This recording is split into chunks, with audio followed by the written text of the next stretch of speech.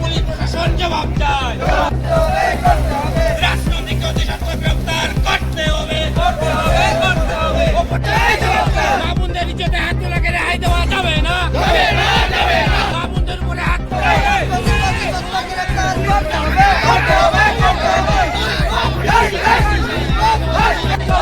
Police প্রশাসন জবাব চায়। পুলিশ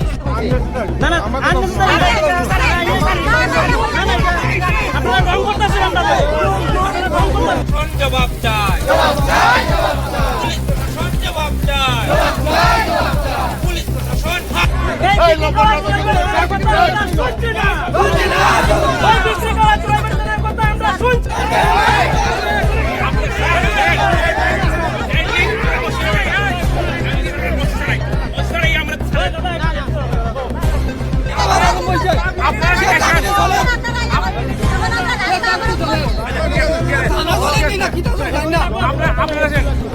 প্রতিদিন দুটোর সময় এসেছে বাড়িতে, আমাদের বাড়িতে। তাই নিয়ে ওরা আমাদের বাড়িতেই থাকে। দুটোর সময় এসেছে একজন মহিলা পুলিশ, তিনজন মহিলা পুরুষ এসছে। তখন মহিলা পুলিশে উঠে বলেছে যে এটা আমরা তোমার ইয়ে নেই, ধরে নিয়ে যাওয়ার কোনো ইয়ে নেই, আমরা ধরিয়ে দিতে পারবো না। কোন জায়গাটায় হয়েছে সেই জায়গাটায় নিয়ে গেছে। জায়গাটায় নিয়ে যাওয়ার পরে তাকে নামিয়ে দিয়ে তারা সব বেরিয়ে চলে গেছে। বলছে তোমাদের কোর্টে যেতে লাগবে, এটা আমাদের ধরার আইন নেই। আমি তো তখন জানি না, চান করতে গেছিলাম। গিয়ে যদি চান করতে না যেতাম, আমি এসে বললাম বলে যে মদ খেলে ধরে নেওয়া যাওয়া হয়, বাচ্চারা খেলা করলে মারামারি করলে ধরে নিয়ে যাওয়া হয়, আর এই একটা রেপ কেস করেছে, এটার কোনো আইন নেই। উদ্দেশ্য কি আপনারা আজকে? পুলিশের গাফিলতিতে আমরা এই রাস্তার উপর আন্দোলনটা করছি। মানে কি ধরনের? এই আইও বলেছে এই 5 দিন হয়েছে, আমরা একটা মহিলা এসে বলেছে আমরা ওনাকে অ্যারেস্ট করব না, আপনারা মেয়েকে কোর্টে নিয়ে যান। এটা কি হয়? অ্যারেস্ট করবে না বলেছে, বলে মেয়েটাকে অ্যারেস্ট করা যাবে না, ছেলেটাকে অ্যারেস্ট করা যাবে না, মেয়েটাকে কোর্টে হাজির হতে হবে। এটা কি সম্ভব? আয়ো বলেছে আপনাকে? আয়োকে উমা ম্যাডাম। উমা ম্যাডাম কোন থানা? কোন থানা এটা? 2টার সময়। কোন থানা এটা? কোন থানা? চুরাইবাড়ি থানা। না, আজকে 2টার সময় জানিয়েছে আপনাদেরকে এটা? আর এখন রাস্তা অবরোধ করার সাথে সাথে এসে থানার থেকে একজন মানে জানি না কে পুলিশের লোক এসে বলছে অ্যারেস্ট হয়ে গেছে। কিছুক্ষণ আগে বলেছিল অ্যারেস্ট হয়নি, আর অবরোধ করার সাথে সাথে বলছে অ্যারেস্ট হয়েছে। এটা তো আমরা কতক্ষণ আপনারা অবরোধ করবেন? এরপরে যদি আইও এসে অ্যারেস্ট যে হয়েছে এনাকে যদি রাস্তায় আমাদের সামনে আসে, তাহলে আমরা অবরোধটা মানে শেষ করবো, নাহলে আমরা এখনই অবরোধটা চালিয়ে যাব। চলবে আপনাদের আন্দোলন? চলবে।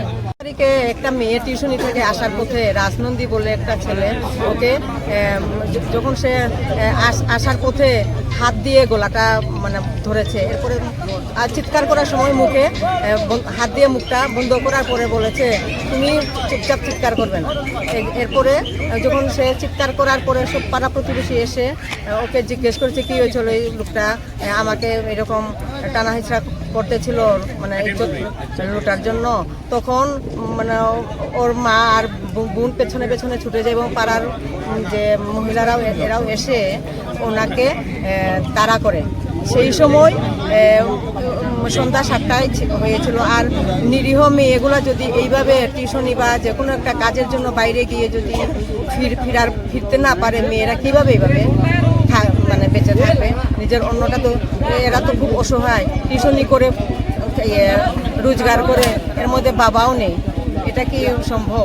মেয়েদের নিরুপায়, মেয়েদের জন্য তো আমাদের। আজকে আপনারা এখানে কি করছেন? আমরা এখানে 29 তারিখে যেহেতু এই ঘটনা ঘটেছে, কিন্তু এখনো পর্যন্ত এই 7 দিন পেরিয়ে গেছে, কিন্তু এখন পর্যন্ত আসামিকে এখনো গ্রেপ্তার করা হয়। রাস্তা ব্লক করার উদ্দেশ্য কি আপনারা? ওই লোকটাকে গ্রেপ্তার করার জন্য, মানে যে অভিযুক্ত। 29 ডিসেম্বর 7:30 থেকে 8টার ভিতরে আমাদের পাড়ার একজন বোন টিউশন পড়িয়ে যাচ্ছিল। ওনার বয়স অনুমানিক 24 থেকে 25 বছর। সে এখানে পাড়াতে টিউশন পড়ায়, নিজে মাস্টার ডিগ্রি করা।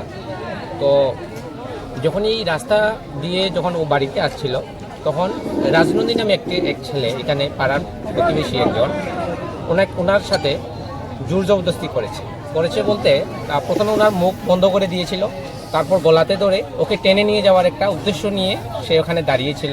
হঠাৎ পিছন দিক থেকে সে ধরেছিল।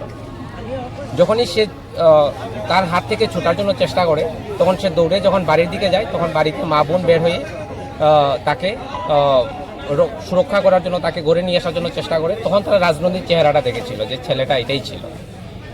তারপর ওই দিন রাত্রেই থানার মধ্যে, চুরাইবাড়ি থানার মধ্যে এলাকাবাসীরা এফআইআর করেছিল। তো এফআইআরের কাগজটা ওইখানে টেবিলেই ছিল, দেওয়া হয়েছিল। পুলিশের যে ইনচার্জ ছিল উনি রিসিভ করেছিলেন, কিন্তু পরবর্তীতে আমরা খবর পেলাম যে ওই এফআইআরটা নাকি টেবিলেই আছে।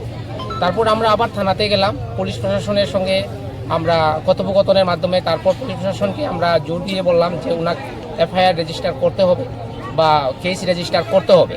তো এরকমের যখন পদক্ষেপ আমরা নেওয়ার জন্য প্রস্তুত হলাম, তখন পুলিশ প্রশাসন বাধ্য হয়ে এই কেস রেজিস্টার করে বা এটার উপরে অ্যাকশন নেওয়ার তারা আশ্বাস দেয়।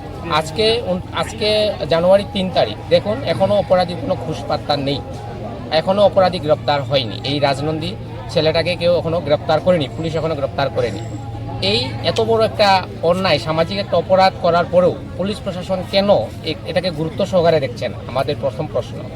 আর আজকে এত বড় অপরাধের পরেও ওনাকে কেন গ্রেপ্তার করা হচ্ছে, কেন এখন অপরাধী স্বাধীনভাবে ঘুরে বেড়াচ্ছে?